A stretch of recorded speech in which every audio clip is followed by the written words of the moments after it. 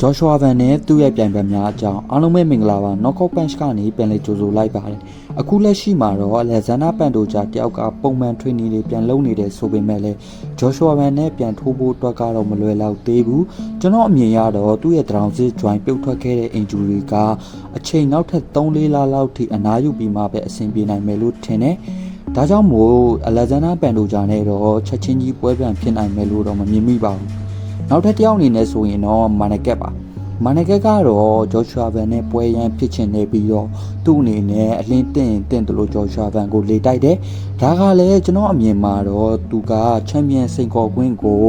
အဆုံးရှုံးမခံခြင်းလို့ပွဲမဆူဆူအောင်လုပ်ပြီးတော့ UFC ဘက်ကိုပွဲတည်ဖို့ကိုလုပ်နေတယ်လို့ပဲကျွန်တော်အနေနဲ့မြင်မိတယ်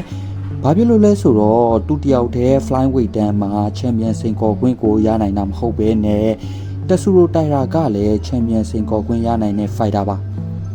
ဒါကြောင့်မို့လို့လေမာနကက်ကသူ့ရဲ့အခွင့်အရေးကိုလက်လွတ်ဆုံးရှုံးမခံနိုင်လို့ပွဲမဆူဆူအောင်လုပ်ပြီးတော့ UFC ဘက်ကိုပွဲတည်ပေးဖို့ကိုတောင်းဆိုနေတာပဲဖြစ်ပါတယ်ဂျော်ရှွာဗန်ကတော့ဘယ်သူနဲ့ပဲပွဲတက်တယ်ထိုးသွားမယ်လို့ဆိုထားပြီးတော့အလက်ဇန်နာပန်တိုဂျာအမြန်ဆုံးတက်တာလာရင်လည်းသူနဲ့ပွဲရင်ပြန်ထိုးခြင်းတယ်လို့ပြောထားပြီးတော့မာနကက်နဲ့တည်မယ်ဆိုရင်လည်းအဆင်ပြေတယ်လို့ပြောထားပါတယ်